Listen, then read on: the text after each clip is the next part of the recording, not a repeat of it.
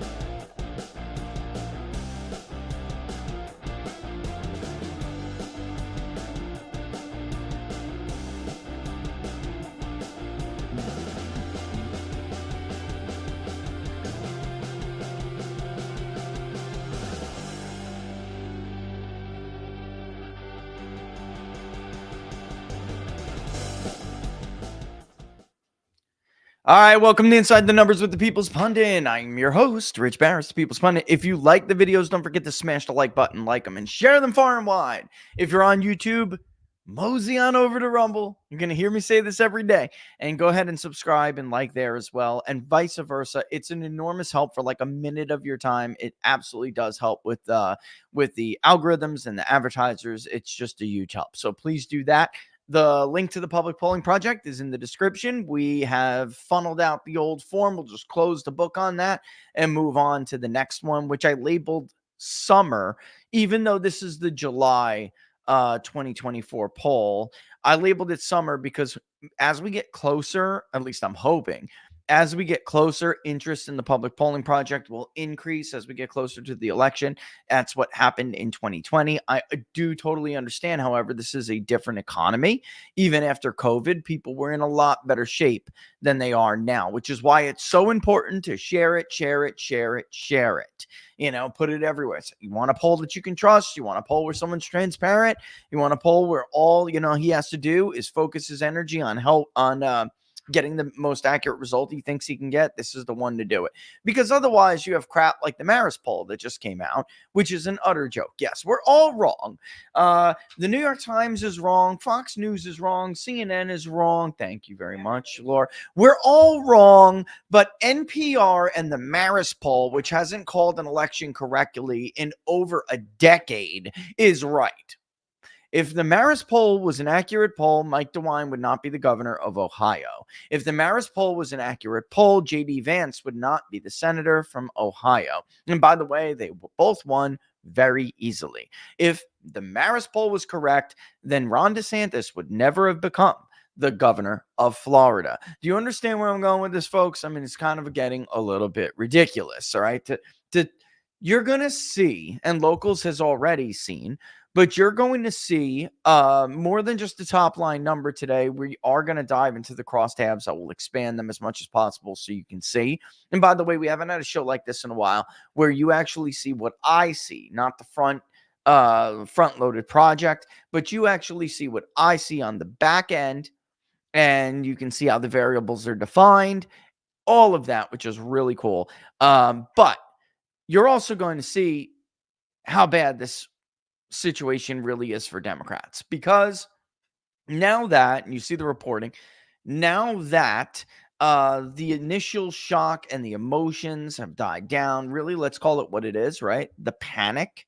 Now that all of that has started to die down, it is coming to the realization of folks who have been working against Biden behind the scenes. Barack Obama, I'm looking at you. Nancy Pelosi, I'm looking at you. At least Senator Bennett and at least Senator Warner have whatever it is, whether it's the backbone, the balls, the character. I don't know. I don't know the men, but at least they have something that enables them to go in public and say what they believe and argue and advocate for what they think is best. I cannot say the same thing about Barack Obama, who is a little weasel. I'm sorry. He does these things, and it's just, I mean, who, like I said on Monday, right? Or no, it was Wednesday. With friends like this, who needs enemies? Who needs enemies? That being said, it is important for Biden to understand, and I don't think his team ever will admit this, because there's a It used to be described as like a healthy competition between the two inner circles. That's never what it really was. Barack Obama and Hillary Clinton can't stand Joe Biden. They think he's an idiot. They always have. Barack Obama thinks that he's not intellectually qualified to be president of the United States. And even though he and Hillary Clinton almost teared each other apart in the catfight that was the '08 Democratic primary, they still have a mutual respect for each other and their intelligence. And I mean, they're like, and that's that kind of class of people. They believe they're smarter than others, and that's it. So there used to be this kind of competition with Joe and Biden's team. And for instance, Biden used to say, like their team used to say, we are not the kind of transformational figure that we had and we were. And Biden's team would poke back and say, you didn't wrap up the nomination as fast as we did. So, how's that? Here's the kicker. Here's the truth. Joe Biden would not be president of the United States if it was not for Barack Obama. Joe Biden did not win the presidency on his own. Joe Biden could not even get through the Democratic primary. He was going to lose, and he was going to lose badly to Bernie Sanders. Barack Obama made Joe Biden the nominee. He's the one who made the phone calls to the media outlets, him and his team, to tell and basically launch what is an enormous campaign to convince the Democratic primary voter that Bernie Sanders cannot win. It was one of the saddest things as a pollster I've ever seen in my career. Listening and interviewing Democratic voters who told us they did not like Joe Biden and did not want Joe Biden. They wanted Bernie Sanders, but they were convinced by Obama's friends at CNN and the MSNBC and the New York Times, the Washington Post, that he was a loser and he would never be able to beat Donald Trump. The truth is, Barack Obama did not think that Bernie Sanders would be a believable win. All of the questions surrounding the legitimacy of 2020, Barack Obama needed somebody that would look like a legitimate win. So that's what he got. He called Amy Klobuchar. He called Pete Buttigieg. His team did it and said, get out of the race. We have a plan and we're going to nominate Joe. Don't worry, we'll take care of you in the future. And it's Barack Obama. So they listened. Joe Biden would never have made it. He's a loser. He lost in Iowa badly, even though the polls gave him every advantage that he could possibly have asked for. He went to New Hampshire. He got his ass kicked. He went to Nevada and almost lost the black vote to Bernie Sanders. It was only when Barack Obama stepped in and then James Clyburn got on board that he was delivered that win by them in South Carolina. So that is the truth. So why am I telling you all this? Number one, you should know it. But number two, when you're talking about trying to force Joe Biden out of the race, understand that really cannot happen without Barack Obama and Nancy Pelosi getting behind it, especially Barack Obama. And right now, yes, they're getting donors. They're getting squeezed by the donors. But those calls are going to go a little bit like this. What do you want us to do? There's no good option here. Kamala's a worse bet.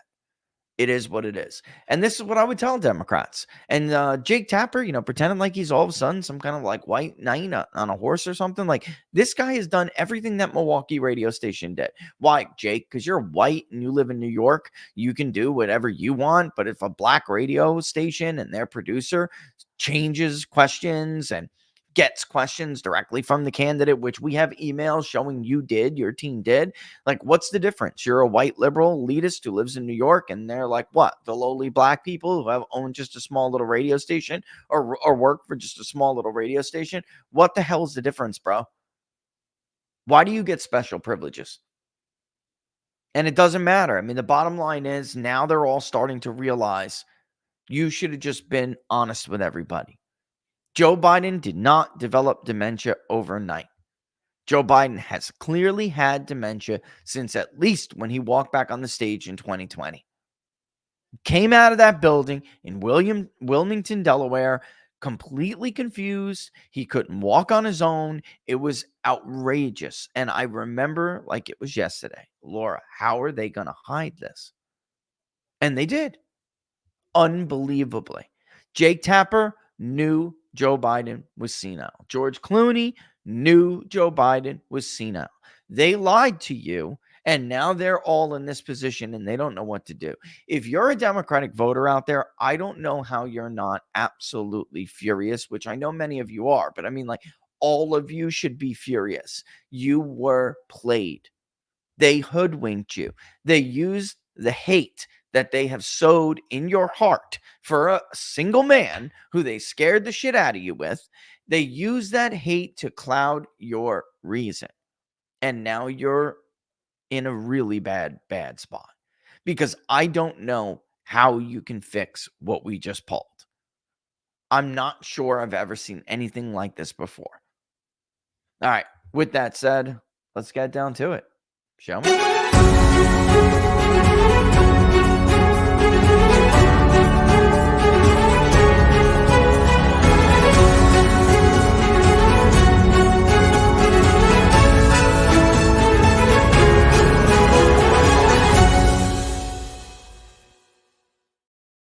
All right, there are the crosstabs, but here's the graphic. Joe Biden is trailing Donald Trump by 6 points if you do not lean voters.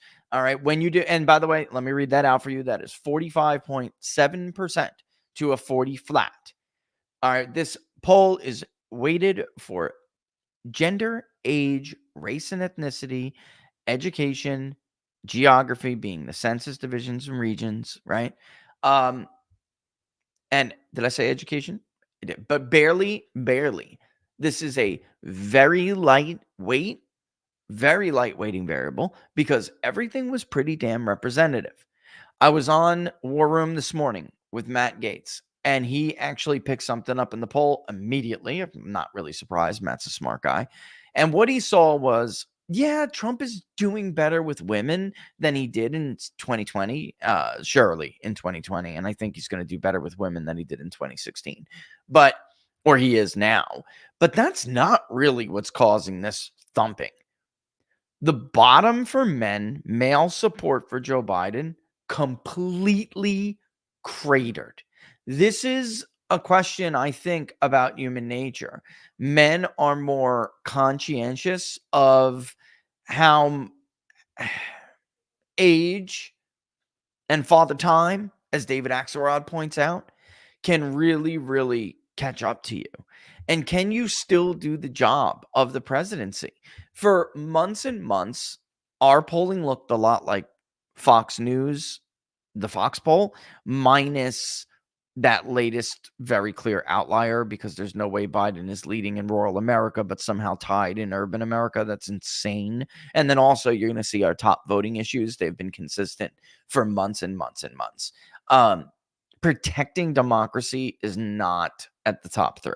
Okay, so you should have known that you got yourself a wacky ass sample in that last poll, but they published it anyway, which without a caveat, which was just outrageous to me, but it is what it is. But getting back to it, as far as gender goes, it was pretty close. Like the gender gap in a lot of these polls is not there in the way that it has been in recent years. You know, like Republicans winning, men by 10, Democrats winning, women by 10, and then it kind of irons out who's going to outvote who. Maybe Democrats edge them out because there are more women in the electorate than there are men. Simple, cleaned up, throwing it out there, right?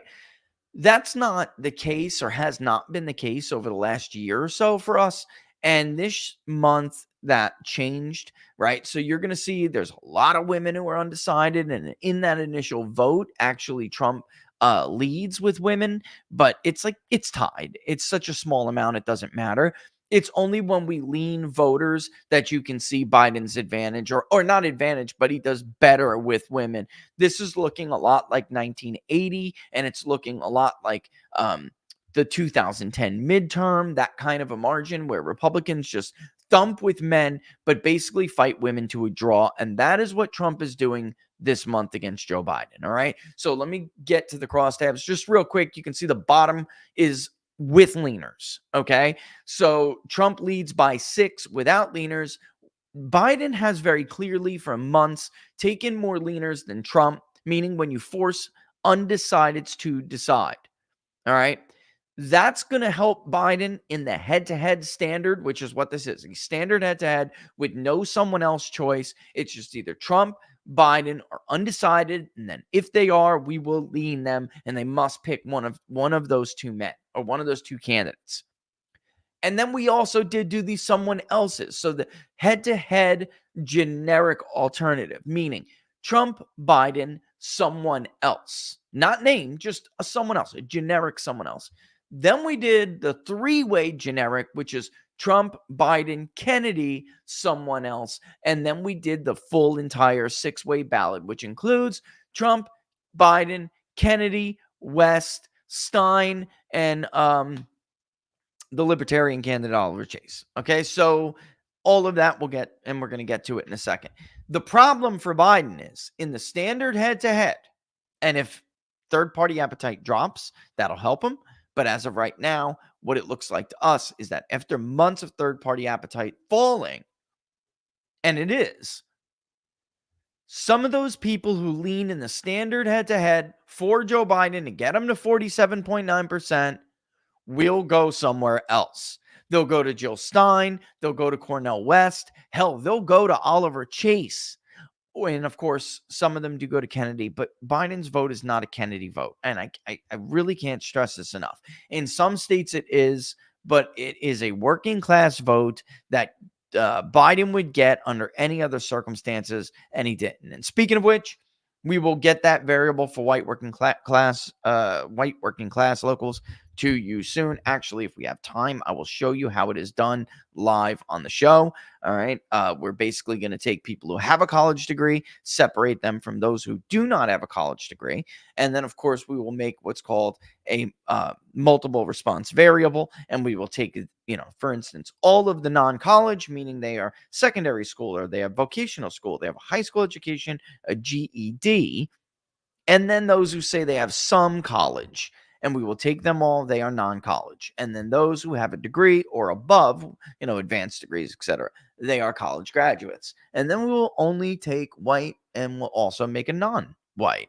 Biden's performance with the white working class this month is awful. It is worse than Hillary Clinton. Hillary Clinton would bob back and forth between like 32 and 36% in 2016. That's what she did in our polling. And anytime she fell to like 32, 34, that was going to be difficult for her to keep a hold of those blue wall or those blue firewall states in the Midwest. Ultimately, she didn't. She fell to about 32, 34%, and that was it. It was a wrap. Joe Biden is under 30%. That's how bad he's doing. All right. So let's go right to it. Let's pull this up, and I'm going to wind up switching screens so you can see a little bit better, and I'll make this bigger. First things first, let's go through some of the basics here, okay? I mean, that's as big as I can get it without blopping everything off. Hang on. Let me get a sip of coffee.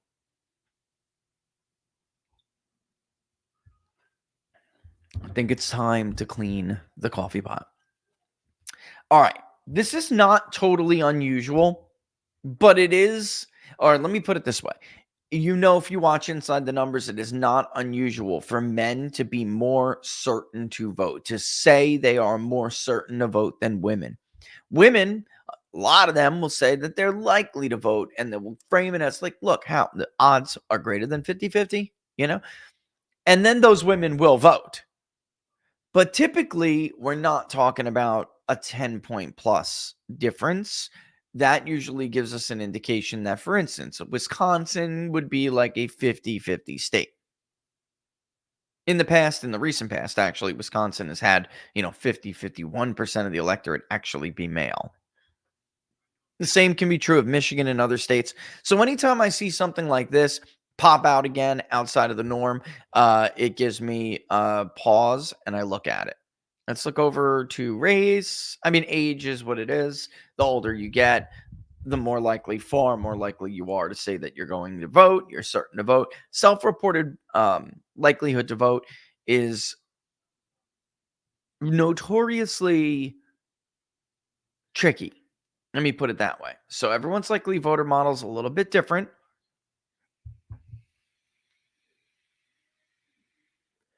It has come to my attention that in past crosstabs, which I haven't removed yet, so if you want to reverse engineer it, you can.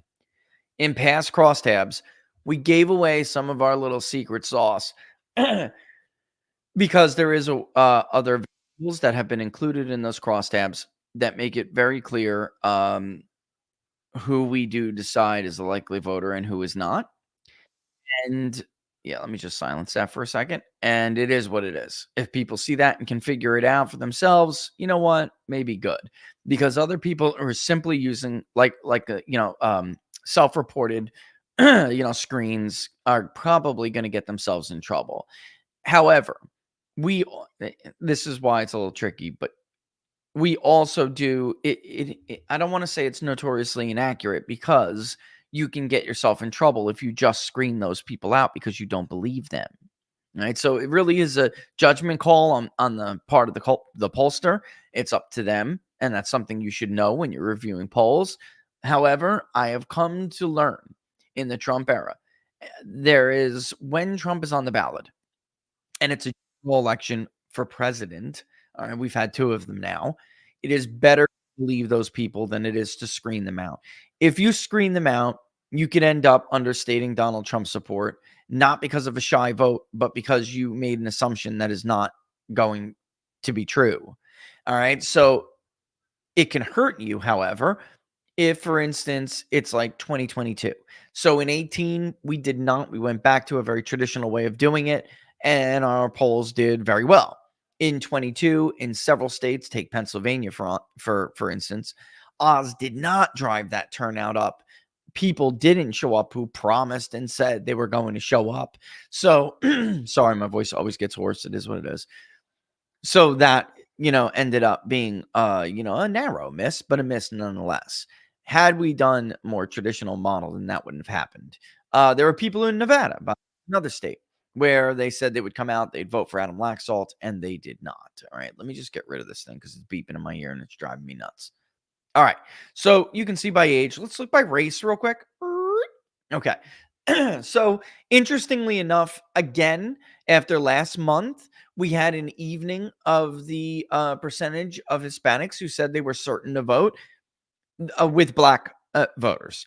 Typically, black voters vote at a much higher rate than Hispanic voters. This month, the share of the electorate that's black and Hispanic is about equal. This is now getting to be a consistent finding. This could be the year when Hispanics really do come out and flex their muscles. There are a lot political muscles. There are a lot more Hispanics in this country who don't vote than other races. So we always hear about black voter suppression, but the truth is black turnout as a share of the electorate, or I would say as a share of the eligible voting population, has consistently increased since the Jesse Jackson run for president. And it's been like that for years. Have there been dips and ups and downs? Sure. But the overall trend is that blacks vote at a higher rate. And in fact, that's why Barack Obama was reelected in 2012. Had white working class people voted at rates that they could have voted at or matched those rates, Barack Obama may well have lost. But Mitt Romney was a crappy candidate, and that's being nice, and he didn't get them out. Hispanics now are either equal or slightly more likely to say they are certain to vote. I'm telling you, this is a finding you got to keep your eye on. Asians also vote at very high rates, and you will see that Asians are about on par with Hispanics. They're always a little bit more likely to say that they're certain to vote than black voters. They voted a little bit higher rate than black voters, and now here we are with Hispanics actually either right there neck and neck or higher than them. That is a big deal, a very big deal, okay? And of course, whites are more likely. Republicans and Democrats are basically on par. The problem for Democrats is that this is an R plus 2 sample, and the reason is simple. We do not wait by party. We wait for everything else. I don't know how you can. This is a big debate. We don't wait by party because the electorate is never the same. So if you wait for prior results, you're going to end up with you're going to end up being wrong. It's that simple. Or at least your partisan split will be wrong. What we notice this time, and you'll see it in independent affiliation, for instance, and did I throw that in there? I did not. I need to throw that in there. You'll see there are more independents who say that they lean to the Democratic Party this month. When we ask them, okay, you're independent, but who do you share what your views share more in common with? It's more Democratic this month. And I think what's happening is it's self-reported partisan affiliation. You have a lot of Democrats simply, cannibalizing, they're not cannibalizing the independent vote, is what I'm saying. There's a lot of Democrats who are saying they're independents, is what I'm saying. What I mean. All right. So, and then, it is what it is. Moving on, moving on, moving on. All right. Ideology is a little bit more moderate this month. It's only about 22% liberal, but then again, it's just over 32% conservative. That's rather low, but we don't wait for ideology unless there's absolutely something wrong. It usually just bobs between 34 to 38%. It was a little bit low to me this month, but it is what it is. Education, pretty much damn near on par. As you can see, those who have a post-grad or a college degree are always more certain to vote. Right? That some college and associate degree is a big, big, big chunk of the electorate that's favorable to Republicans. High school or less, obviously more so, but they're less likely to vote than other education groups. And I'm not sure we really need to go off maybe by region, by religion, Protestant and Catholics, whatever it is. At your request, by the way, look what we've done. We're going to be doing this from now on. Typically, we mimic the exit polls, and religion is simply Protestant, other Christian, Catholic, Jewish, another religion, or no religion, right? Maybe some people throw Muslim in there, or the category is very small, so we didn't do that with our normal religion demographic variable. But here we did, and that's religion detail, where you can actually see what everybody is specifically. So Protestant, right? Catholic, and then you have other Christian here that's like Baptist, Lutheran, Episcopalian, Methodist, Adventist, Seventh-day Adventist, Presbyterians, etc., etc. We separated. I got yelled at on locals months ago. Lady was like, I'm Greek Orthodox, and I felt for her because, of course, I was actually baptized Greek Orthodox. Funny story. Don't, raised Roman Catholic, but baptized Greek Orthodox. Funny story, but it is what it is. So I got where she was coming from, and I get it. So we have been separating it out. And then you could see Mormon or LDS, of course, Latter-day Saints. They don't prefer to be called Mormon. Jewish, Muslim, another religion, no religion. Same thing, right? And just let's look, I guess you could do by area. The suburbs obviously are the most likely to vote. That's very typical. There have been like trades with rural voters here and there, but what is noteworthy is that rural and urban are exactly identical. All right. So that's a bad sign for Democrats. It is. They've been relying on increased participation in urban areas, or they did rely on that in 2020, and doesn't look like they're going to get that advantage this time, or at least as of right now. Things can change in 3.5 months, 3 months, but as of right now, that's the way it is. New England, always a very high participation area. We broke it down by census division and region, but as you can see, it's not like there's no like huge disparity east, south, central, but it can be, that can maybe be something with the sample size, because when you do get down to divisions, the samples get a little bit smaller, and obviously that means more volatility. You'll see that when we actually show you who's leading where, because when you look at Biden, for instance, there's some areas like the Mid-Atlantic, huge red flag for Joe Biden. That is not a small sample. The Mid-Atlantic is what, folks? 2 states. We just read the Politico article the other day about Democrats panicking and telling Joe Biden, we need money. We need you to spend time here. It's not just about you. The state is too close. The chairman of the Democratic Party said it's a battleground state. That's how close they think it is. Also, it has a lot to do with the House districts that they want saved, of course. But when you see the numbers for the Mid-Atlantic, you're going to probably understand where they're coming from. You have very blue New Jersey, traditionally, very blue New York, traditionally. Democrats win it by what? But Biden won it by like 25 points. And then you have the battleground state of Pennsylvania. Pennsylvania is a big state, a lot of population. New Jersey, by the way, is the state with the largest population density in the country. So there's not a small amount of people there. And then, of course, we have the Empire State, which is like, 10 million people in the city plus, and then the rest of the state. And if Joe Biden was doing well, or how he's supposed to be doing in states like New York and New Jersey, you would not see the numbers that we're about to show you. What does that tell me? It tells me the polls like the Siena College poll, the Emerson College poll, they're right. New York and New Jersey are way too close for comfort for Joe Biden. All right. And then Pennsylvania is a problem.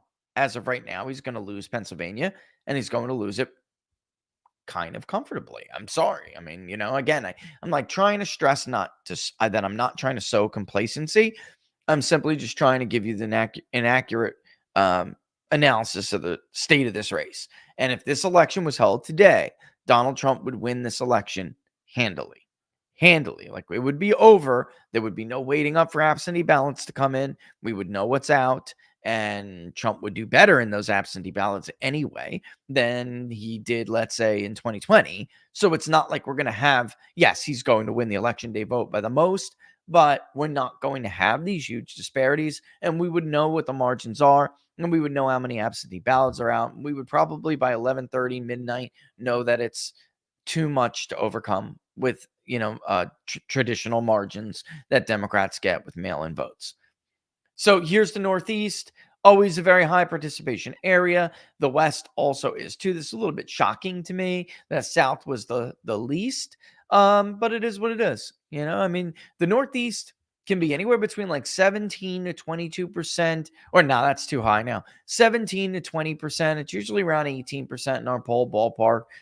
The Midwest, that traditionally is, low 20s. The South is in the 30s, and the West is around 21%, 22%, depending on any given day. If you want to know by census region, let me get that for you real quick. I think it's important you know what each region is weighted as. So New England's about 5% technically, like specifically, it's 4.7. The Mid-Atlantic is 13%, and specifically 13.1. The East North Central is 15.5. West North Central 6.4. The South Atlantic is 20.6%. That's a healthy change. There's a lot of population growth there. And then the South Atlantic, of course, is a good way to look at why sometimes people say the South looks closer in polls than it does in like the exit polls. You have to understand when the region that includes the quote South is also including Virginia and Washington, D.C. So if a pollster is not careful with their divisions, then they could overstate, for example, like I believe that's what the tip poll is doing. All right. There's some crazy stuff coming out of the tip poll. Like, for instance, Biden is winning the South. Trump is winning the West. Like, okay. I mean, something's wrong there. I'm sorry. This is something wrong. And I strongly suspect that's what is going on, because they're not looking to see what states make up what, and it's screwing them up. And maybe if their sample's too small, it will really throw it out of whack. East South Central 6.4, West South Central 11.1, the Mountain Division 7.4, and the rest of what is known as the Pacific 14.8. That, of course, includes California, Oregon, Washington. All right, let's get down to the nitty-gritty now that we laid the foundation of the poll, shall we? We also did likely versus unlikely voters to show you what's what, but that's actually more important when you get down here. Eventually, we'll throw this in the column variable for demographics, and you'll be able to check the difference. And in fact, I should do that right now. Let me do that right now so we can look at that later. I thought I actually did, but I guess I did not, because I wanted to show you the difference with likely voters versus unlikely voters. It's another big thing that's going on this month. Joe Biden used to get a bit of a boost, a little bit of a gain when you included, and there's the likely voter screen, when you included likely voters. Trump would lead more with registered voters than he did. And even if he still led, it would close somewhat. That's not happening this month. This month, again, by the way, for the second time, Trump's margin is almost relatively unchanged completely. So that's, again, another sign that Biden is doing worse with certain groups, because who are the groups who define a likely voter, right? You have more educated, maybe they have a 4-year degree. If Trump is doing better with them, which he is, and I will show you, then you know that that's not going to impact the likely voter model as much as it may have in the past. All right, so let's go back to all, just so this thing can update and reflect what I just did. Sometimes it could take a while when it's an update, but there it goes. All right, so now if you go to the thing, locals, you'll see census division, region, the likely voter screen, and likely versus unlikely voters, all right? And there will be a lot more, by the way. I just wanted to get this out so you guys can have it. Right track, wrong track. Oh, and we also did the economic confidence index. We'll talk about that on Monday's show. All right, but right direction, wrong track. I mean, not as awful as it has been, in certain periods of the Biden presidency, but still pretty shitty. Only about a quarter of the country say the country's headed in the right direction. 64% say it's headed on the wrong track. And people would say, who are these people who think the country's headed in the right direction when they're so outnumbered? That's a funny thing about statistics, folks. It actually could be some Republicans who say, you know what? I think we're going to win this election. That's what they'll say to themselves. I think we're going to win this election. I think we're on the verge of righting this ship. So it's weird how some people can answer questions sometimes, but that's the name of the game. Biden's approval, as I have said to you, has ironically not degraded, not even ironically, because I just don't think we're not one of those polls where you're going to see Biden's approval completely crater. It's just the country we're living in. He has 40% of the country approve of the job he's doing. Now, it's outnumbered badly by 55 who don't. But it is what it is. And then you have about 3.9 who are undecided.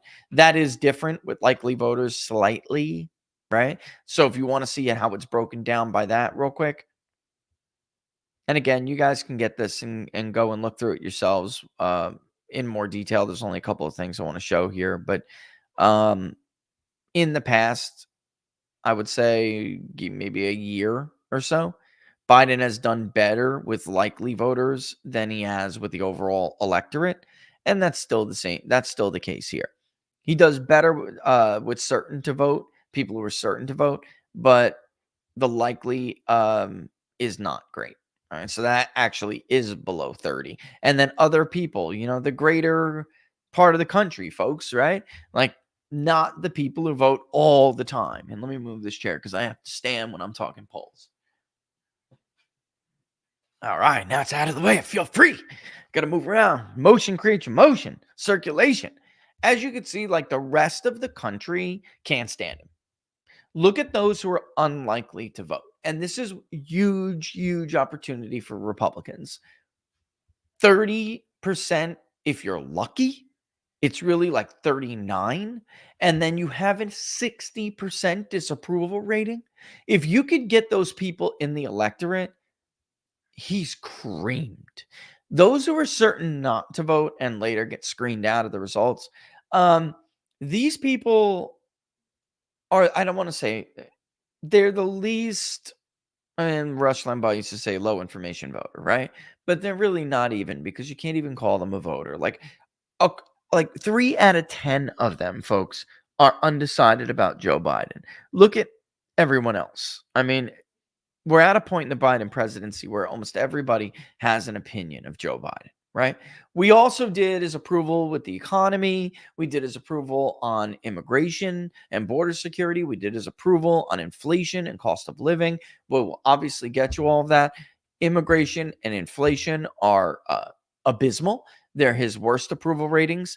And foreign policy, somewhere in the middle of that. The economy he's actually doing a little bit better in than he's doing overall, but it's just that people don't feel great about it. And the economic confidence index is going to reflect that. It's, again, like right track, wrong track, not as bad as some of the other times in his presidency, but because it may improve or maintain since it has improved, doesn't mean it's good. And people still don't have what he needs in order to really, compete and defend his record. He's just not. All right. Let's look at that, Ted. Let's keep it on the likely voter screen for a second, okay? Because I want to show you what I was just talking about.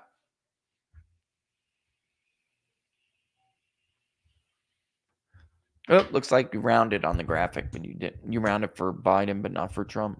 That's my fault. I should have called that. That's all right. You go. It's not like it went out with the official press release or anything. It's just a graphic for the show.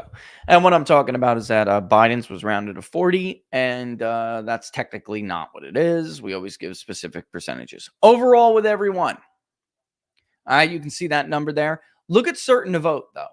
Among those who are certain to vote, Trump pops from 45.7 to 48.6. Biden pops from 39.8 to 42.9, excuse me. When we round up, it's 49 to 43. So it's still a 6-point lead.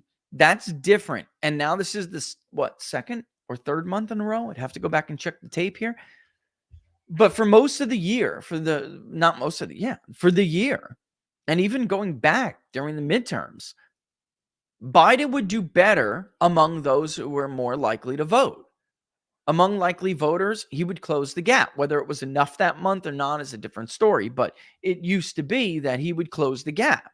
That is not the case now and hasn't been for a bit. It's new. It's a relatively new development, but it's also a really bad development for Joe Biden because, again, it tells us there's some things going on here.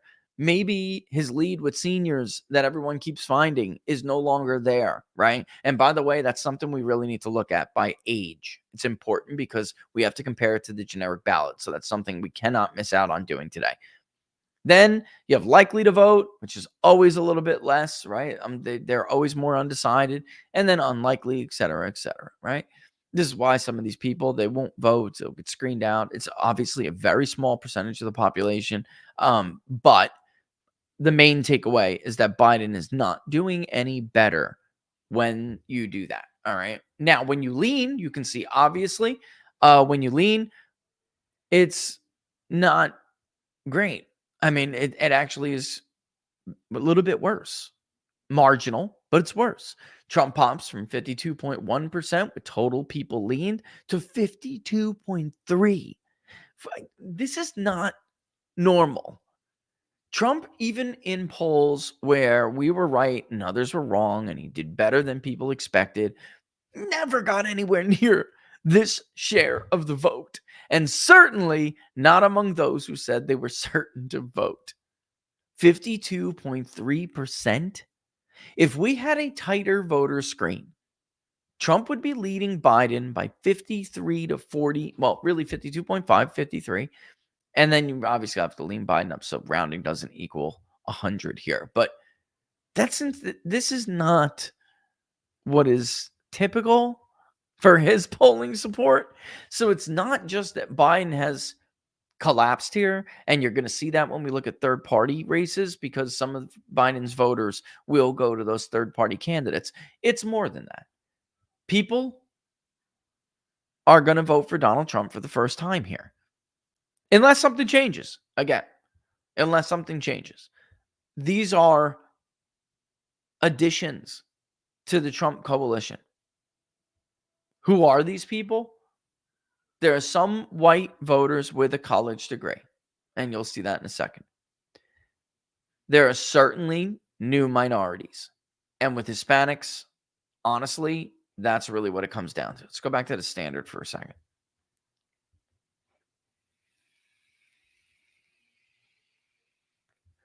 If you're to believe the exit polls of the voter validated surveys, Trump got anywhere between 35 to 37% of the Hispanic vote nationally. That is generally where we had him. He got anywhere between 9 and 12% of the black vote, and that's generally where we had him. You can see he's clapping Joe Biden with white voters, okay? This is a little bit more than what exit polls suggested he got. Better, more on par with the voter validated surveys, but again, it's going to be even more because they're going to lean, and obviously he's going to get a higher percentage of the vote. In 2020 polls that understated him only had him winning whites by like 6 or 7 points, like the New York Times, for example. And then they only had him winning like 4% of the black vote, which he got more than double that. And then Hispanics, he was at like 32%, and he did better with Hispanics than the polling suggested. But Biden is only ahead among Hispanics initially by 2 points. That's it. So there are already people, and we know, well, because we asked them who they voted for, and Hispanics are among the most honest. Well, they're just so blunt.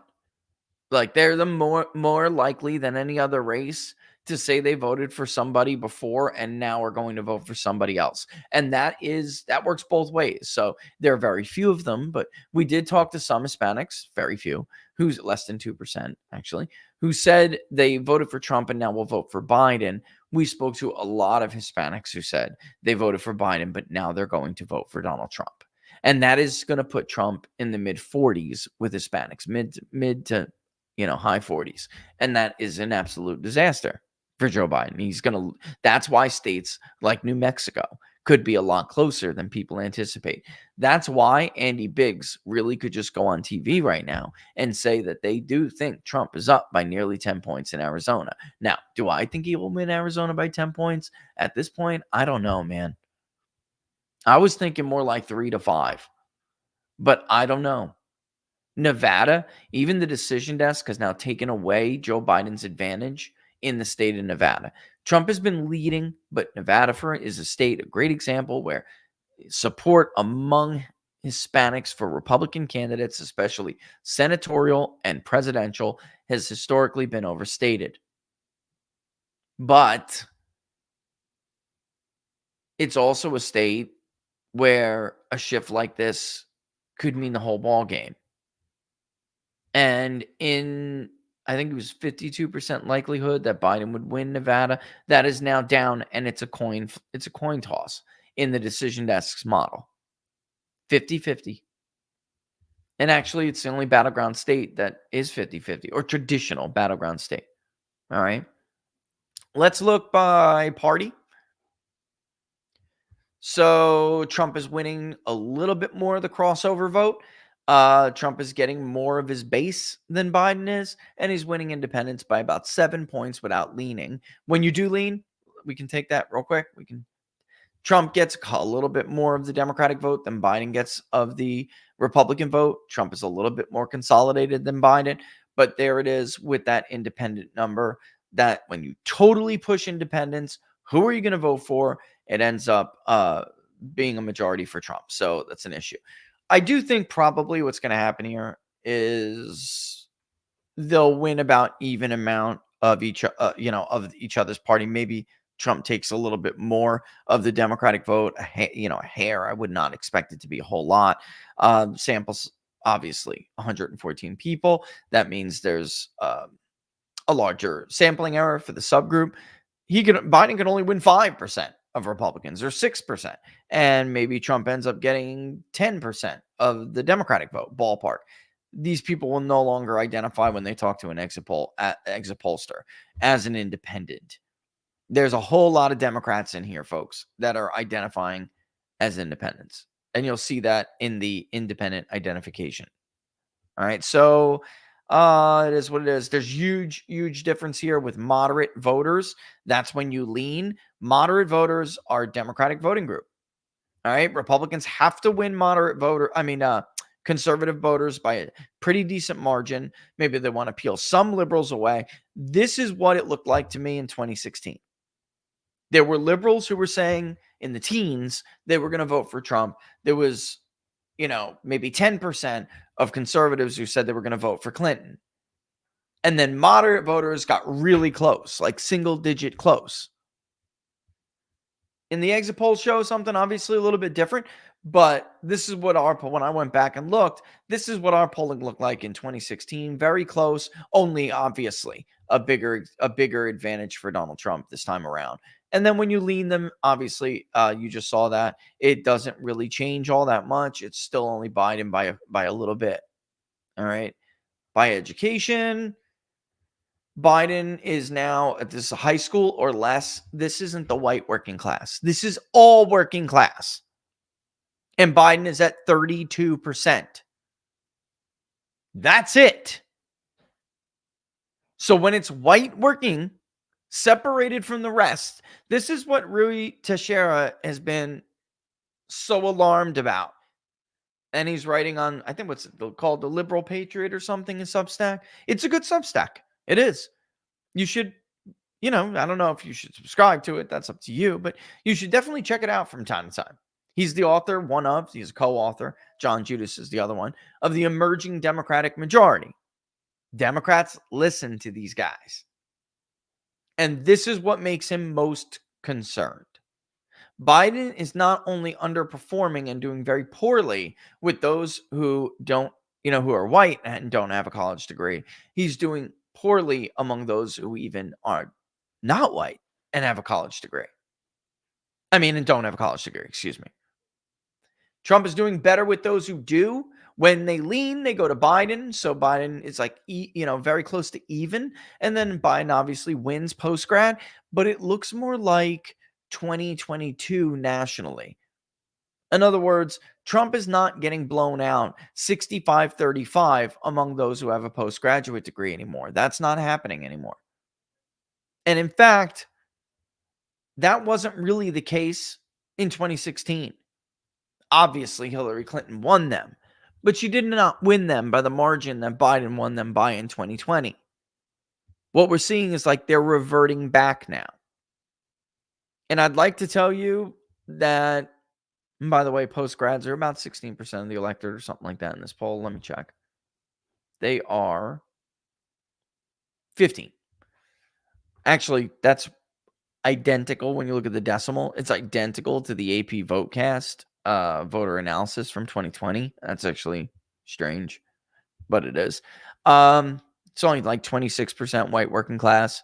Not working class, period. No college degree. This some college associate degree demographic is huge now. It's 33% at least. We have it at 33.5% actually. So rounded up to 34%. Big deal. And the fact that Republicans are doing so much better with them is just crushing. Crushing for Democrats and Joe Biden. Well, crushing for Joe Biden.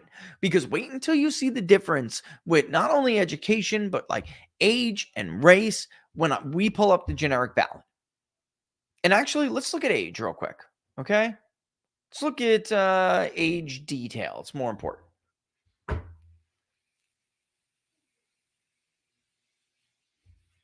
All right. So when these people decide, 18 to 24s decide for Biden. Okay? 25 to 29 doesn't really move from that margin. 30 to 39 obviously is a little closer.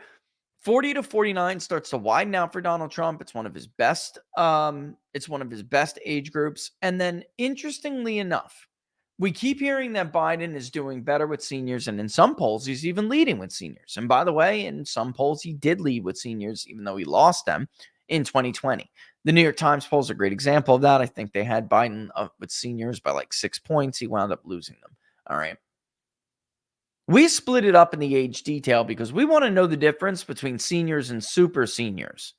And super seniors who are 75 plus still back Donald Trump at pretty significant margins.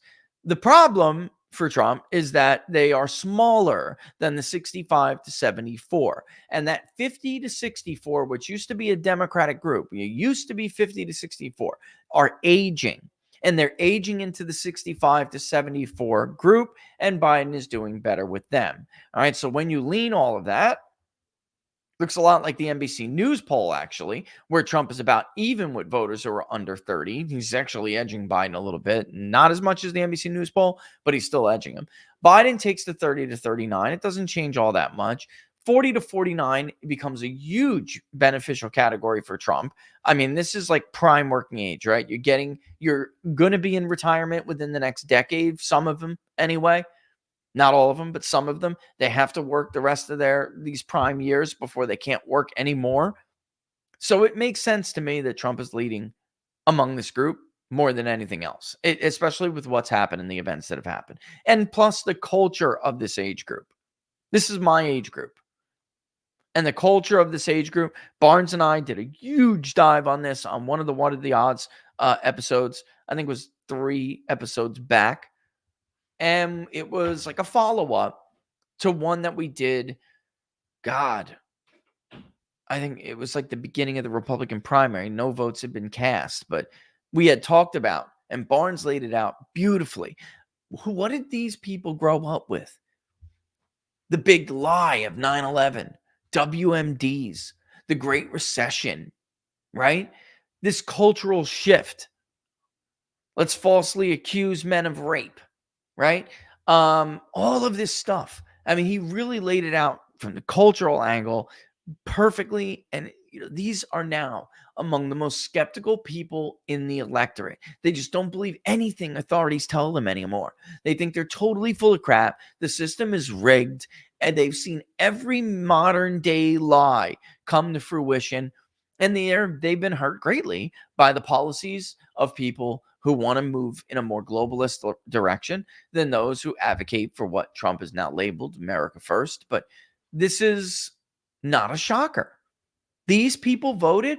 If this was if they were many of these people in this electorate, in that 40 to 49 electorate age group, they voted for George W. Bush for the first time ever for president. And Bush ran in 2000 on what, guys? We can't be the policeman of the world. We have to care more about American businesses. We have to care more about American jobs. He went nuts after 9/11, but that's what he said. We can't be the world's policeman. Trade deals suck, right? On and on. Sounded a lot like Donald Trump. And then what happened? Many of them would get a little bit older and vote for Barack Obama. Hope and change, man. But then they realized they never had any hope for any real change. And many of them have fallen off and are now coming back. But this is a great age group for Donald Trump. It has been for a while now. 50 to 64, closer. Trump still leads with them in our polling, but closer. So for those who do like 65 plus as seniors only, and then the 45 to 64 age group, it makes sense to see some of those weird results that we kind of look at and think are weird, but it makes sense to me given what we've seen. Even when I was like looking at Kornacki going over the NBC News poll, I'm like, it's a little bit weird to me. But I see it too. The 65 to 74, Biden leads by 2. That is closed. Since our last poll, when Biden actually had a more than marginal lead. And then Trump takes super seniors 56 to 44, which is, again, consistent with what we have been seeing. All right. What else? Let's go back to the initials, see how these people initially lean. Let's go to region. Actually, let's go to area. There's so much I want to go over here. Trump's urban vote share is astonishing, and Biden is supremely weak. And I absolutely do at this point expect Donald Trump to get somewhere in the neighborhood of 44% of the vote in an urban area like Allegheny County. I see it happening. Trump takes the lead early in the suburbs, all right, before leaning. It's interesting what happens here. When we do lean, the suburbs tighten and Trump only carries them by 2. It's just that he's doing so much better in urban areas than he has in the past. And then, of course, claps Joe Biden in rural America. So let's go back without leaners again. So you can see initially what happens here. By census division, obviously New England is Joe Biden's strongest area. What's New England? Right? Massachusetts, Maine, New Hampshire. All right, and actually, to give you an idea of what is New England in our poll, I mean, we can bring it up. You can look it up. It's the census definitions. It's not, it's not anything. What's it called? I'm trying to find it for you right now so you can see it. But is that it? It's nothing special. It is what it is. Maine, New Hampshire, Vermont, Connecticut, Massachusetts. Here it is. Pop it off, show it to you real quick. For those of you who don't know what I'm talking about, it's not just region. There are divisions. Okay. This is New England. I don't know if you can see my mouse. The Mid-Atlantic, New York, Pennsylvania, and New Jersey, which is absolutely catastrophic for Joe Biden right now. And this is what will give Donald Trump the ability to win the popular vote if he does win the popular vote. Doing better in areas like this. There are a lot of votes in divisions like the Middle Atlantic. Biden is, he's doing better in New England. Trump support is concentrated to some areas. There was a recent St. Anselm College poll that actually had Trump up in New Hampshire by 2 points. I mean, could happen. Sure. But, it's such a small state for a national poll. We really can't derive anything out of what we collected. It just looks to us like the ethnicities, right? So French Catholics, for instance, right? That gives us more of an idea. So there are a ton. I mean, that's who settled Maine for a long time. So it looks to us like Maine is his strongest state, but small samples. Who knows? You know what I mean? Middle Atlantic. Oh, we got to go back to it to show you. Middle Atlantic. It closes when we come on, where are you? There's the Middle Atlantic closes when voters are leaned. Oops, almost clicked off of it. Let's do it. And obviously, Biden consolidates. It closes, but he's still losing it by a few points. That tells me he's winning Pennsylvania, and he's winning it kind of significantly. And then New York and New Jersey are really close. So those polls that you see showing that, I mean, at least is that going to happen when all is said and done? A couple of months from now when we get to November? I don't know, folks. I really don't. But right now, they are close. So when you see an Emerson College poll, that's like New York, Biden +7. Or Siena College, Biden plus what was the latest? 9. That's ballpark. And that's close for a state like that. Very close. I think New Jersey, there's one poll out there right now that actually shows Trump up by like 1 or 2. I kid you not. I can see how they're getting it. Is it going to happen? Look, come on. They're hard states to carry, but they should never be this close. Never. East North Central, Trump by a few points. West North Central, Trump by a few points, but very close. South Atlantic is Trump. The East South Central, of course, is Trump overwhelmingly 70-30. And West South Central is Trump by a pretty significant margin. The mountain states, there are a couple of states that throw that off. Although it's very close, but it does show Biden with an edge. It's like one of the weirder results of this. But when you look by region, it's not like that. And then Pacific is obviously Biden territory too. The fact that it's that close in the Pacific tells me, what is it, PPIC and the Berkeley College poll that show Biden's lost like about 10 points, maybe a little bit more in California. That makes sense. And so a state like Oregon, Trump could shave some points off of. Winning it is a totally different story, but could he shave some points off it? Yeah, he could. And when you see them together in census regions, the Northeast looks very close. And that's because of the Mid-Atlantic. Biden is obviously winning when you think of the Northeast, those states, Vermont, Connecticut, he's going to win them overwhelmingly, But some of these other states, that Pennsylvania is considered the Northeast. New York being close, that's considered the Northeast. New Jersey, that's considered the Northeast. Big deal. Trump is ahead in the Midwest. It's not like even at all. When 2020, for instance, Joe Biden was ahead by like a hair.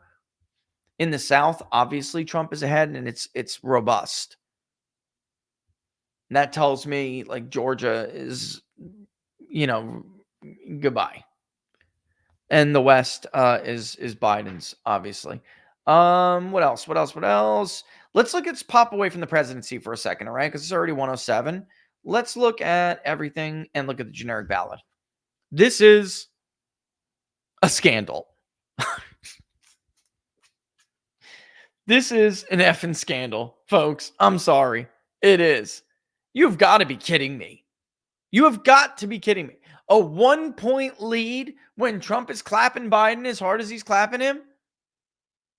What, do they deserve it? I mean, look at Anna Paul Luna's motion to hold Garland accountable yesterday.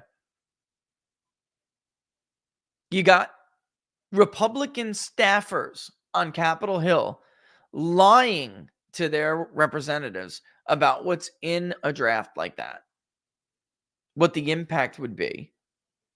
You have jokers like John Duarte, who the FBI is holding a bribery charge over his head, who could never vote to hold Merrick Garland accountable.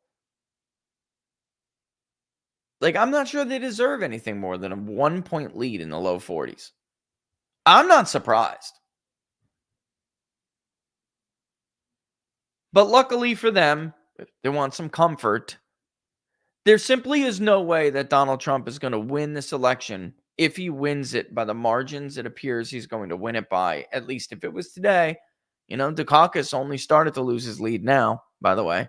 So I'm not saying this is 1988. I'm not saying Joe Biden's going to surge 16 points between now and Labor Day. I'm not saying that. I'm just putting it in a perspective here. And again, I'm trying not to sow any complacency that's always run like you're 10 points down. I'm just saying that they're probably going to get a coattail vote. Not probably. They're going to get a coattail vote if this continues that they really don't deserve. Remember Trump's margin, by the way, with the young voters, with the youth vote. 18 to 29 is voting for Republicans about the rate they typically vote for Republicans. All right, you can see it. They're 18 to 29 combined. Republicans are only winning 33% of. That's very typical. At this point, they'll do a little bit better, but that's typical. When we look at it by age detail, look at 25 to 29. Democrats have a 16-point lead with an age group that Donald Trump is carrying. Shit you not. Ready? And there you have it. And it's not simply that there are so many people who are just undecided and didn't want to say who they're going to vote for. Oh, no. Republicans are running significantly behind even Trump's initial share without leaning the 22% of them who are undecided. He's running significantly ahead. And Democrats are running ahead of Joe Biden.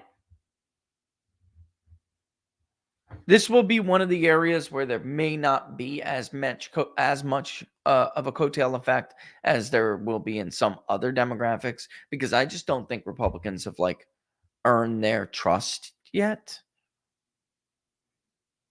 There is a significant share of younger voters and non-white voters who say they're going to vote for Donald Trump, but will vote for Democrats. That's insane to me, because there simply is no ticket splitting anymore during presidential cycles in the United States of America. Now, this is down ballot, but to give you an example, in the U.S. Senate, this century, all there has been is since Obama, all there has been as Susan Collins. Joe Biden carried the state of Maine. He lost the 2nd congressional district, an electoral vote for it, but he won the statewide vote. Yet Susan Collins, won her race overwhelmingly. Even though, by the way, the poll said she would not. Except for the DRI poll. That's why when it comes to Maine, DRI is the gold standard. They will be very close if they're not dead on. The last poll they conducted, by the way, had Trump up in Maine in the initial round, and then the combined rounds, I think Biden was up a point or two. That's nothing, by the way. All right, so that's a big deal. It's a huge deal to me. All right, they are also running behind Trump, like I said, not only with this younger age group, not only with this younger age group, but about 5 points behind Trump when it comes to black voter support, and about 8 points behind Trump when it comes to Hispanic support. And by the way, I mean, look, 8% of Hispanic voters are voting for Democrats down ballot, but not for Joe Biden. Republicans should take their heads out of their ass. I don't know what else to say. It's so clear to me. It should be very clear to all of you. And by the way, you could make the argument, but what about the suburbs, Rich? Aren't they going to do better in the suburbs than Donald Trump? Not really. They currently trail Democrats by 1 point in the suburbs. They are winning rural America, but they get 52% of the vote without leaning, and they get 33% of the urban vote. All right, so 52% of the rural vote, 33% of the urban vote, which sounds very typical. Trump gets 37% of the urban vote, and he gets 57% of the rural vote off the jump. And he's also several points ahead of them in the suburbs. So what demographic are you going to point? Is some never Trumper going to point to me and say, well, you know, Republicans in general, non-Trumpers do better? Really? Where? Because it doesn't exist anymore. It's simply not there.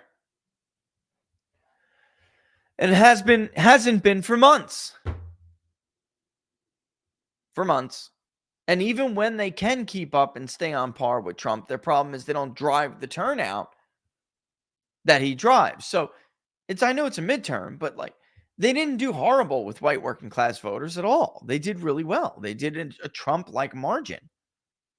They were just missing tons of them. Trump being in the electorate is the difference between like 28% having no college degree or even some college.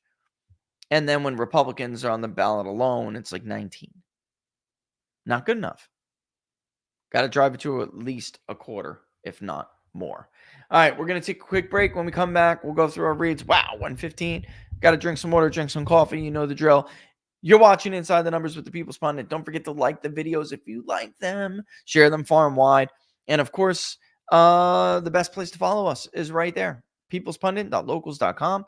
peoplespundit.locals.com. All right. And thanks, of course, to all. I do see some new members on YouTube. Welcome, welcome, welcome. If you really want to live it up, also join on Locals, where you can talk with the community and more on a daily basis. Really. And Sharon, name withheld, the rest of you, which is cool. I respect that. Welcome to the YouTube community as well. Who do I think is the best VP pick? When we come back, I think we'll answer some of these questions. All right. For now, let's take a real quick break. Don't go anywhere. We got more on the other side of the break. I'm going to run some music. You guys hear John Rich's new song? Oh, my God. You want to hear that for the break? Oh. Listen, if you're not, I understand if you're not if you're not like a Christian, you may not be in love with this. All right. But it is cool. And it's better to hear that than it is to hear my theme music, right, during the break. I'll give you a little freebie here, John Rich. I'll give you a little freebie here. Laura and I have always loved Big and Rich. And John is something else. And I think he's right. He said he was in the green room on War Room. And he's like, I don't think anybody has ever written about this topic before. And I don't think anybody ever has. If you know a song on Revelation, I'd like to hear it. And I'm talking about like a mainstream song. Don't send me a hymn. You know what I'm saying? Don't send me a hymn. All right. So we'll be back. I'll let you enjoy the new John Rich song, and we'll be back. All right. Watching Inside the Numbers. Hang tight. Don't bounce.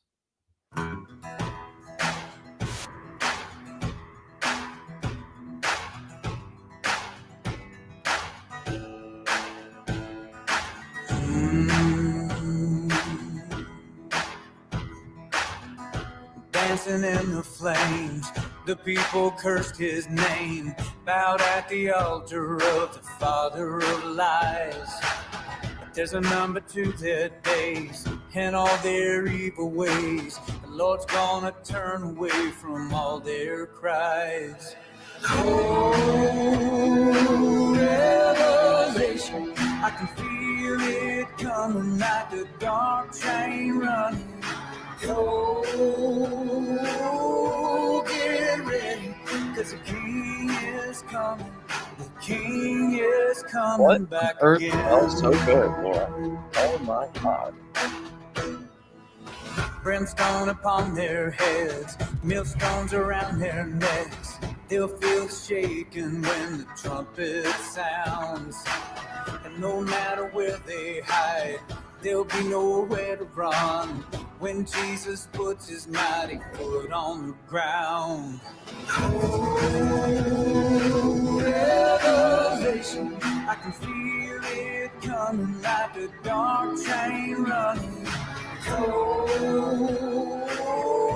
get ready, 'cause the King is coming. The King is coming back again.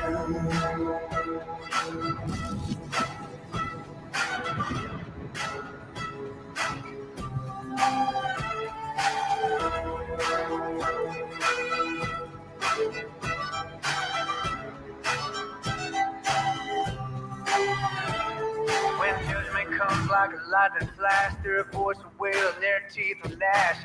He'll set fire to the evil ones and all the wickedness they've done. There'll be no time to turn around as the stars begin to hit the ground and the mountains fall and the veil is torn with the sounding of that seventh horn.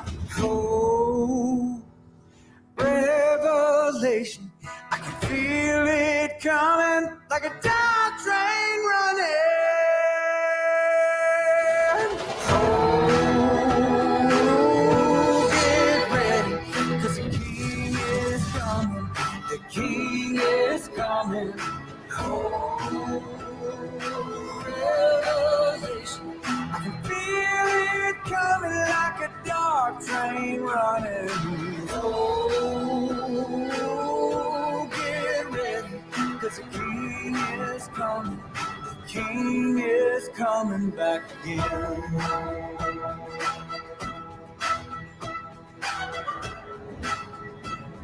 The King is coming back again.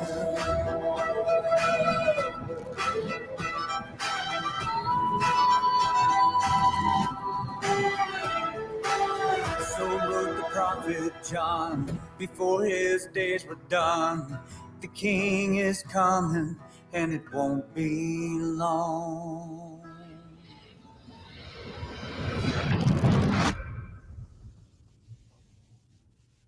Not bad, John. Not bad at all, my man. All right, we're back. You can kill the thing. All right, we're back inside the numbers with the People's Pundit. I'm your host, Rich Barris, the People's Pundit. Don't forget to like the video, smash the like button, share it far and wide, subscribe. If you are on YouTube, mosey on over to Rumble, do the same thing, vice versa. It always helps a huge amount. The best place to follow us is right there, peoplespundit.locals.com, peoplespundit.locals.com. All right, let's pay the bills, shall we? Listen, it's a volatile market out there. We all know that. All right. It's no surprise that people are looking for protection. Stocks are unpredictable. Inflation, let's face it, obviously has a real impact on the value of currencies. And that's why I want to talk to you about Freedom Gold USA. If you have ever thought about investing in gold or silver, or you're just interested in diversifying your portfolio, Freedom Gold USA is definitely a company you should check out. We had Brian on and put a face to the company. Great guy. And that's what I like about them. Also, of course, that they are no pressure, no hassle, no hard sell tactics. They are just a wealth of information, and they'll help you make the right investment choices in precious metals if there is one for you. And they really do believe the more you know, the better, so you can make a confident decision. They give you all the information that you need to do so without, again, a hard pressure, no sell, no hard sell, no pressure. Look, if you didn't see the interview, I'm just going to break it down for you real quick. Most of these companies, you want to get involved in precious metals, they're going to give you like a 50 grand minimum, a 20 grand minimum. Even at Freedom Gold USA, it's usually 5. But for us and our listeners and viewers out there, if you call that number or you go to that website, they have dropped it to a just $500, and they will still throw you into a pool, which will basically give a raffle for somebody to win some free currency. And I am not in that pool. You can also get a $500 credit when you open a gold or silver IRA. Actually, you're just going to get it. I mean, really, it's a nice bonus, folks. It's a great deal. And again, the best part is that it is simple and hassle-free. No pushy sales tactics. They're just about helping you reach your financial goal in a way that works for you. So let me give you the number. Give Freedom Gold a call, 888-279-3592. That's 888-279-3592. That is our number, but it is still great when you say the People's Pundit sent me. Or you can go to the website that is specifically for us, freedomgoldusa.com/rich. freedomgoldusa.com/rich. Go there, find out about all the latest special offers, and see what kind of deals you may also qualify for. I mean, the one they got running for us is just incredible, folks. $500 to get in, and then to have a chance to win free gold or silver. It's incredible. Oh, and by the way, even with the deal, even with the drop requirement, it is still free shipping and insurance on all orders. Absolutely incredible. Unbeatable in this. So again, 888-279-3592.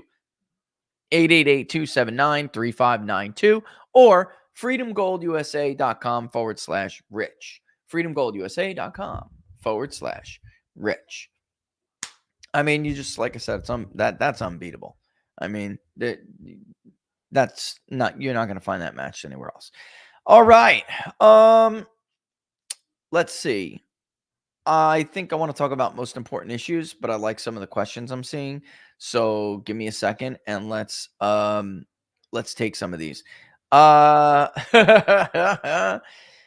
Oh man, we were promised a Winston appearance in the last 5 minutes, several shows again. He's a fundraising dream. Will anyone pledge a few for a Winston appearance, please? He's so cute.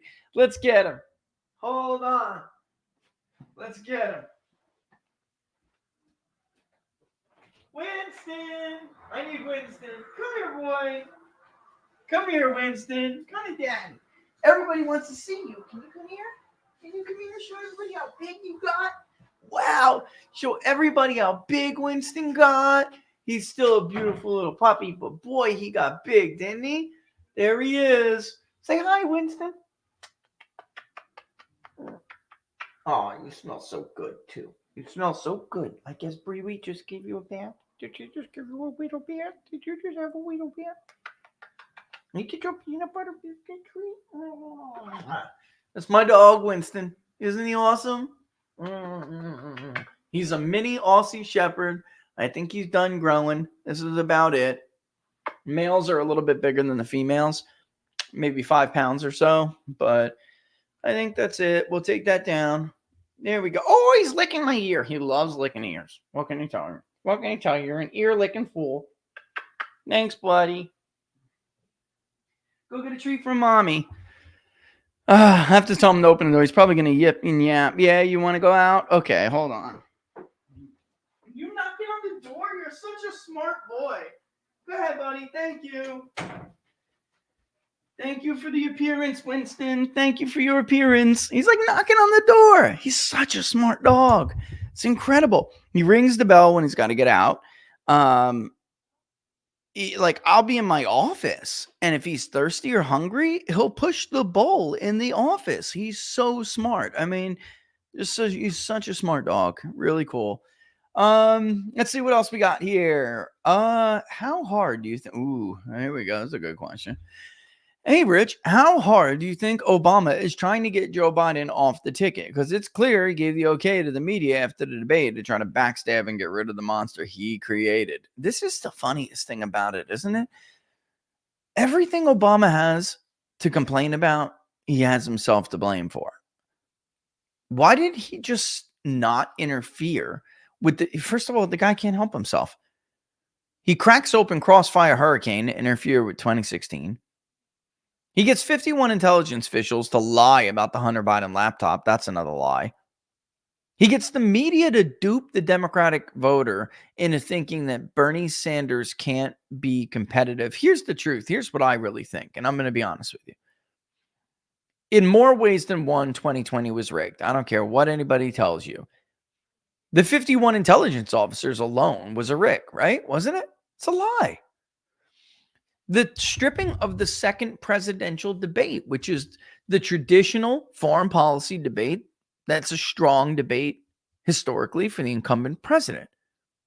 Right? So you see these people go on TV like debates don't matter. Alan Lichtman and his Keys model, right? What a joke. By the way, you want to see jokes of models? 538 still has Biden the favorite to win this election. They have lost their minds. Like they're crazy. Larry Sabato had a meltdown the other day on TV. Did you see it? It was a total meltdown. Joe Biden's going to lose, and this isn't even going to be close. Man, guy has lost. Anyway, what else? I mean, then there's the absolute upending of the electoral system to what I was talking about with Lichtman real quick was just simple that he lied. He went on TV and lied about the polls and the impact of debates. I mean, I've always been someone who did argue that debates don't have the outcome that people or the impact that some people think they do. You have the Kennedy debate, and then you have the 1980 debate with Ronald Reagan and Jimmy Carter. It was the one and only one between the two. Carter would not debate with the libertarian on stage.